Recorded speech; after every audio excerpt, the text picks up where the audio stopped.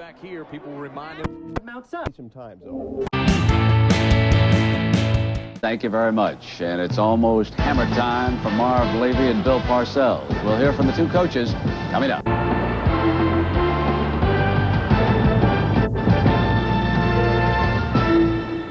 For Bill Parcells, his second Super Bowl as a head coach. For Marv Levy, his first, but he was an assistant coach on George Allen's Washington Redskins staff. And here's how the two men compare their Giants and their Bills.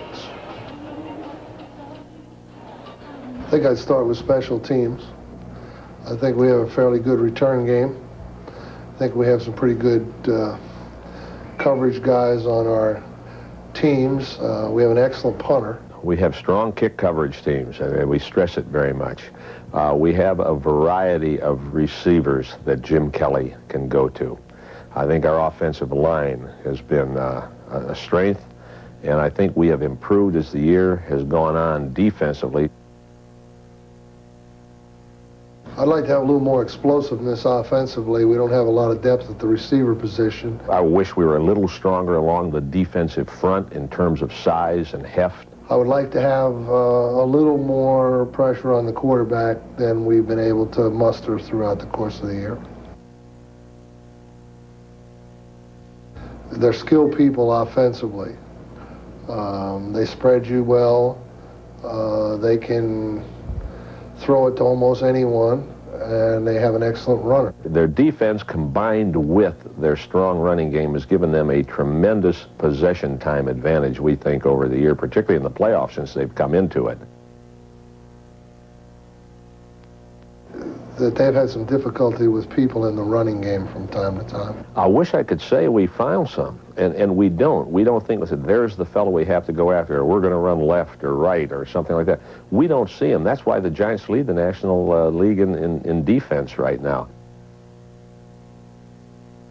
You try to use his athletic skill, which is the ability to run, move, and integrate that into your offense, which we've had a month to attempt to do now. His ability to move, his mobility buys him time. He's got a lot better arm than many people might have suspected before he had his opportunity to play as much as he's playing right now. I think it has also loosened the Giants' approach to offense a bit. I think they're doing a lot more play-action passing. They're doing a lot more of it on first down. Big, strong arm, experienced, can get the ball just anywhere he wants to, and seems to be playing a little more within himself than in the past. He has the flair that you'd like in a quarterback. He's tough-minded. He's become, and it's really matured for him this year, come to the fore for him this year, a good student of the game. He enjoys the game planning process now when he used to think he could do it with just his arm and his arm alone.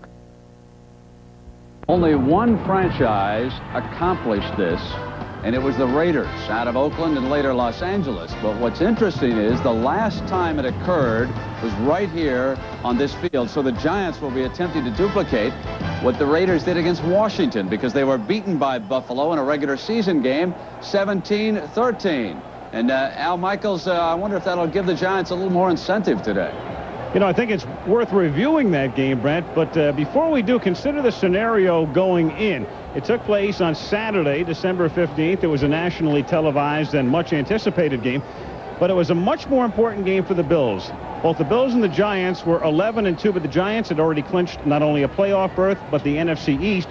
Meanwhile, the Bills were in a real dogfight with Miami, with the Dolphins to come the following week. The Bills really had to win that game, and they did 17-13. And, Frank, not only did the Giants lose the game on the scoreboard, but they lost a very vital element as well. Indeed. Their quarterback, neither team, of course, knowing that they would be losing both their quarterbacks in that particular game. And as you pointed out, the Giants had already clinched, and they actually moved the ball very well in the opening part of that game. Phil Simms was having a great year before he was injured in this game. And here is Phil leading the league in passing, as a matter of fact. Phil on the rollout and finding Stephen Baker on the sidelines, and then down he went with a strange injury, a broken bone in the arch of his foot, gone for the season. And in came Jeff Hostetler, who hadn't played much at all since the Phoenix game earlier in the year, and he obviously was tentative. This one he rifled into the ground, and he had a bit of a problem in moving the football. And nevertheless, the defense for the Giants, when Kelly went down, They really attacked Frank Wright, Kelly's replacement. Very physical. As you can see, Collins with the big hit on the sideline. Taylor with the sack, and then it would be Marshall who did the same kind of a thing.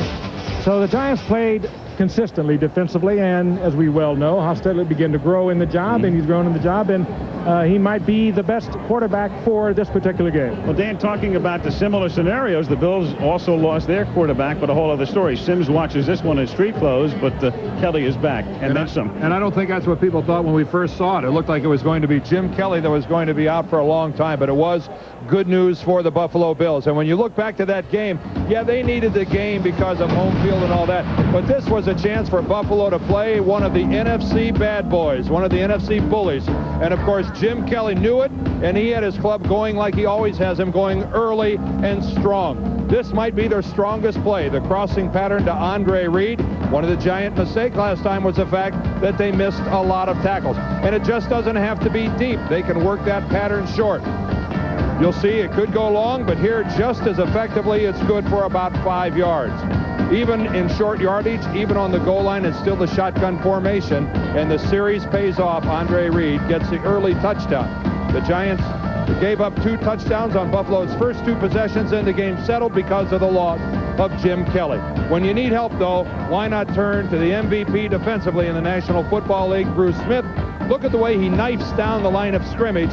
You can't cut him off, and not since Lawrence Taylor has the NFL seen a player so ably chase down a play from the backside. Bruce Smith, a dominating man on the line of scrimmage. And all that took place 6 weeks ago. In NFL terms, that's ancient history.